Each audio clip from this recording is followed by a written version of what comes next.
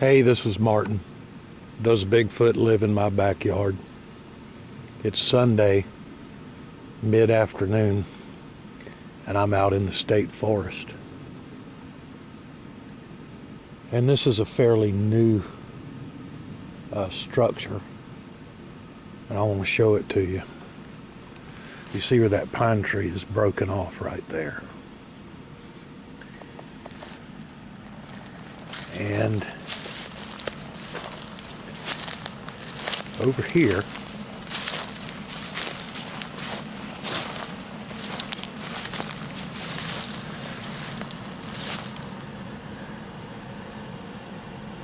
this pine tree is bent over. Actually, it's just pushed over. And then you have that pine tree. And that forms an X. But this tree, it's broken off, and it's not touching the ground right there, and it's still pretty green, has been placed through here, and it's in tension. And you can see right here where it was forced down in there and the bark was worn. It was bent in there and forced in. And that's pretty typical of the small structures that I find in here. I don't really think it's a structure from the standpoint that they are going to try to get in it or under it or anything like that. I think it's a signpost. It's a marker. It means something to them.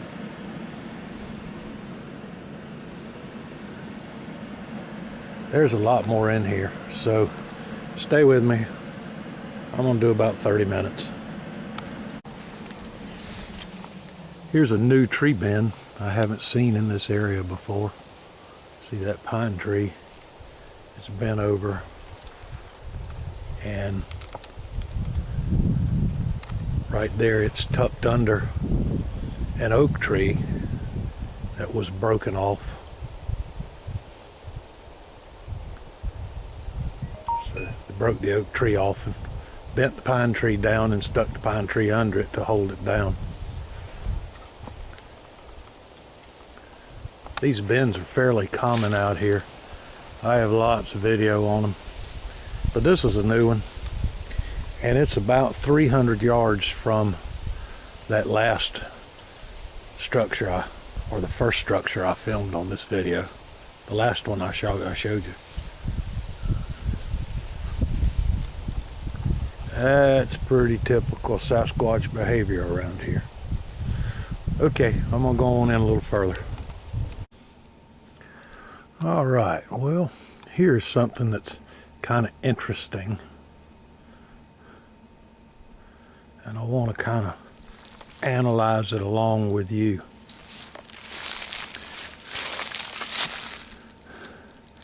You see, there's an oak tree that's broken off. It's a pretty good size oak. It's not huge, but it's probably 10 inches in diameter. And it's fouled up with some pine trees.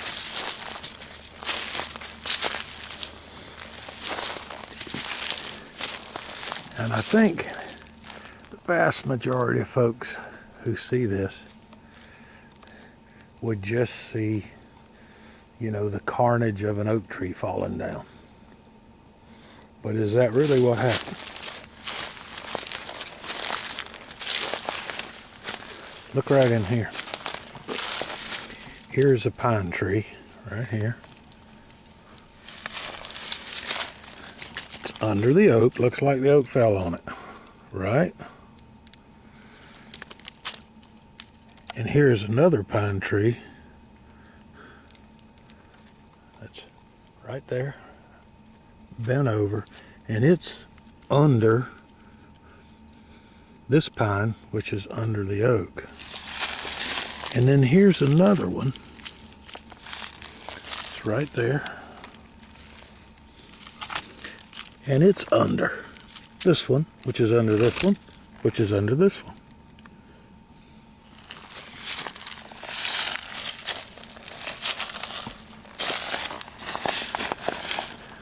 There it is from underneath the oak. There you can see how all that is. Well, I ask you, reason this out with me.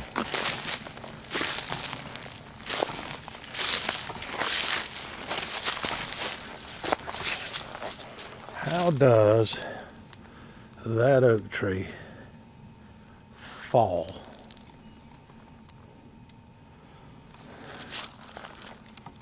Boom. And catch that pine, and that pine, and that pine all together in a triple cross underneath it, every one of them growing from a different direction. How's that happen?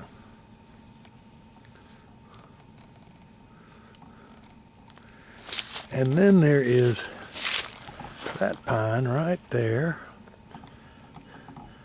that is behind the oak. It's behind the oak right there. And it is bent over on top of the oak.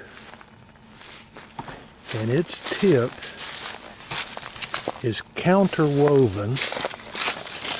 It's bent around here and under this part of the oak right there. And then it's twisted outside here. And then it's back to the other side here. And this is all on top of the oak. The oak didn't fall on it. This was bent down and woven here and here and here in a twisty torsion on top of the oak. So I don't know. Well, I do know Sasquatch does this stuff. And we don't know why, but he does. This is not the kind of a structure that a Sasquatch or any other animal is going to use for shelter. That's not what it's about. This is about language. This is a sign. It speaks to them.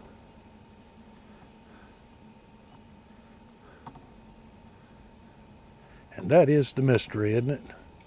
Okay, I'm gonna go find you something else. Stand by. All right, here's another one of their signs, sign marker, sign post. I've actually filmed this before.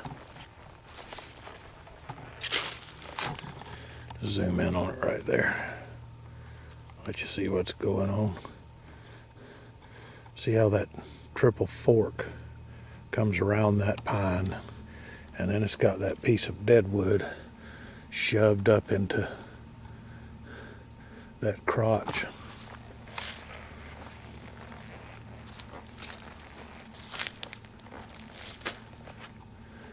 You can see that tree's alive. It's growing. It's green. It's been this way a couple of years.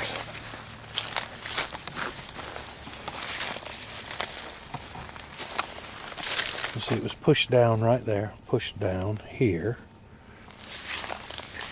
and this crotch was mashed down on that. See the damage here where it was forced down? And this fork crosses right there over the top of this. It was bent over. It's bent over this way to cross there. And then that piece of deadwood or deadfall, that's a piece of oak. The rest of this is all pine. It was put in here to keep these two spread apart. Okay. Well, this is one of their, like I said before, this is one of their signposts. Now, down in there, I'm shading the camera from the sun, down in there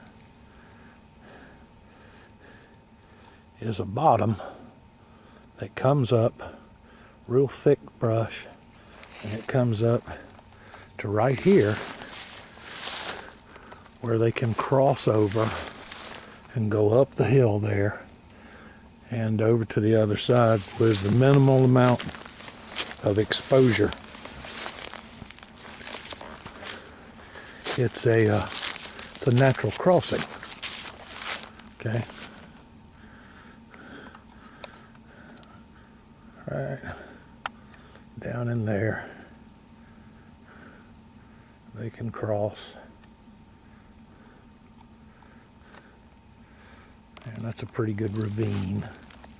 And it goes way back there. Way back. Way back there. More than a mile through there to the creek. And there's a rise over there. You can see the rise. And then this bottom. And then there's a rise over there, all that's up. So this is like a natural crotch. And it's thick, and they can get within 100 yards of this little road I'm on, this little tram road, without being exposed at all. Anyway, the reason I'm telling you that is the last time I came here,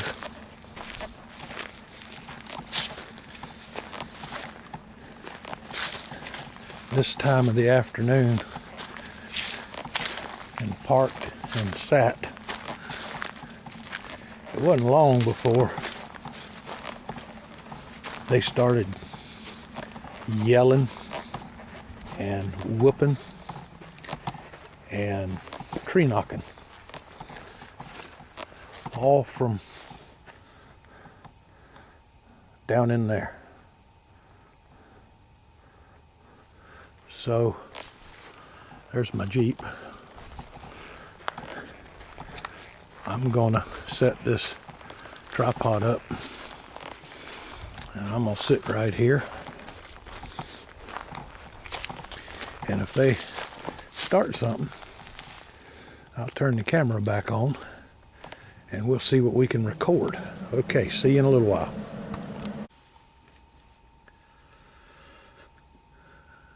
I'm filming out the back of the Jeep. I just heard 2 knocks, about a minute apart. And they came from behind. Now that low rumble noise you hear is the cooling fan on the Jeep. It just came on.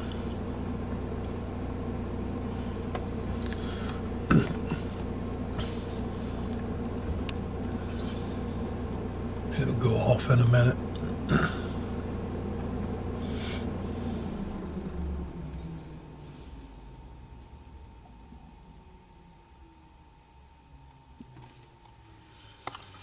Get a little zoom.